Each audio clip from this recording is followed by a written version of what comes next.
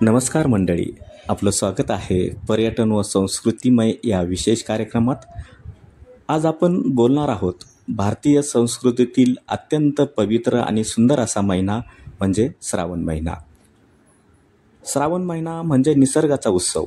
या काळात आकाशात काळे ढग दाटून येतात, शेती हिरवीगार होतात, नद्या, ओढे, तलाव, धरणे तुडुंब भरतात आणि थंडवा देणारा पाऊस पृथ्वीला जीवनदान देतो. धार्मिकदृष्ट्या पाहिलं तर श्रावण महिना भगवान शिवाचा महिना मानला जातो. सोमवारी शिवभक्त उपवास करून शिवलिंगावर जलाभिषेक करतात. याच महिन्यात नागपंचमी देखील साजरी होते. नागपंचमीला नागदेवताची पूजा करून निसर्गातील सर्प संवर्धनाचा संदेश दिला जातो. आणि यानंतर जो सण येतो तो म्हणजे रक्षाबंधन. रक्षाबंधन भावा बहिणीचं प्रेमाचं नातं जपणारा हा सण. बहीण भावाला रेशमी धागा बांधून त्याचं संरक्षण करण्यासाठी ही साकडं या धाग्याच्या रूपाने करत असते. आणि यानंतरचा जो सण येतो तो म्हणजे गोकुळाष्टमी. श्रीकृष्ण जन्माचा हा उत्सव असतो. याचं शहरी भागामध्ये जास्तीचं महत्त्व प्राप्त झालेलं आहे. ते या दृष्टीने की या गोकुळाष्टमीला शहरी भागामध्ये मानवी मनोरे रचून दहीहंडी फोडण्याचा एक कार्यक्रम सुरू झालेला आहे आणि तो शहरी भागामध्ये खूप प्रसिद्ध आहे. सुंदर असं ते दृश्य असतं आणि तरुणाईमध्ये हा उत्साह फार मोठ्या प्रमाणात आपल्याला या गोकुळाष्टमीला बघायला मिळतो.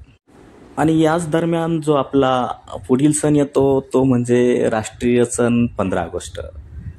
भारत देशाला जे स्वातंत्र्य मिळालं ते याच दिवशी आणि त्याची आठवण म्हणून 15 ऑगस्टला हा राष्ट्रीय सण म्हणून आपण या ठिकाणीच साजरा करत असतो. आणि तोही याच महिन्यामध्ये येतो, 15 ऑगस्टला, श्रावण महिन्यात.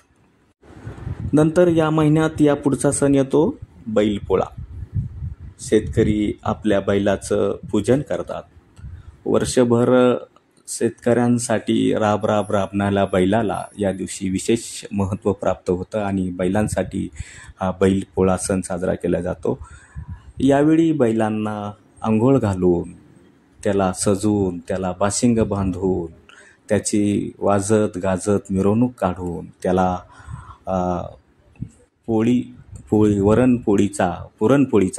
पुरणपोळीचा नैवेद्य खाऊ घालून हा एक बैलाविषयी असलेला एक कृतज्ञतापणा या ठिकाणी या बैलपोळ्याला साजरा केला जातो. आणि ग्रामीण भागामध्ये या बैलपोळ्याला विशेष महत्त्व असतं आणि मोठ्या उत्साहाने ग्रामीण भागामध्ये बैलांची ही जी मिरवणूक काढली जाते याला बैलपोळा या सणाला म्हटलं जातं. आता या बैलपोळ्याची जागा काही गावामध्ये ट्रॅक्टरने घेतलेली आहे. बैलांची संख्या कमी झालेली आहे आणि ट्रॅक्टरचा देखील पोळा काढून एक नवीन परंपरा या ठिकाणी निर्माण झालेली आहे.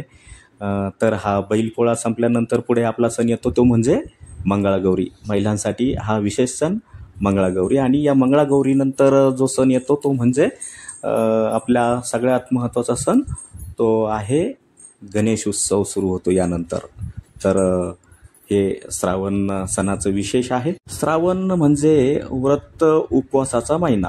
सोमवार, शनिवार, गुरुवार, मंगळवार हे महिलांसाठी विशेष वार आहेत आणि या महिन्यामध्ये मांसाहार हा वर्ज्य असतो. पुरुष मंडळी, विशेष तरुण मंडळी देखील मोठ्या उत्साहाने या महिन्यामध्ये पवित्र नद्यांचे कावडीने पाणी आणून ते शिवलिंगावर किंवा स्थानिक देवतावर जलाभिषेक करतात. श्रावण महिना हा केवळ सणाचा महिमा नाही तर संस्कृतीचा आरसा आहे. या महिन्यात समाजात एकोपा वाढतो, निसर्गाची नातं घट्ट होतं आणि आपले पारंपरिक सण पर्व आपल्याला मातीशी जोडून ठेवतात. मित्रांनो, श्रावण महिना पावसाचा आनंदाबरोबरच श्रद्धा, संस्कृती, निसर्ग याचा सुंदर संगम आहे. चला तर मग या श्रावणात आपणही निसर्गाचं रक्षण करूया, संस्कृती जपूया आणि सणाचा आनंद लुटूया. आणि हेच होतं आजचं विशेष पर्यटन व संस्कृती विशेष. आणि तेही पर्यटन व संस्कृती या यूट्यूब चॅनलच्या माध्यमातून आपल्याला जर हे आवडलं असेल तर या पर्यटन व संस्कृती चॅनलला सबस्क्राईब करून बेल आयकॉन बटन दाबून लाईक करावं ही विनंती. धन्यवाद.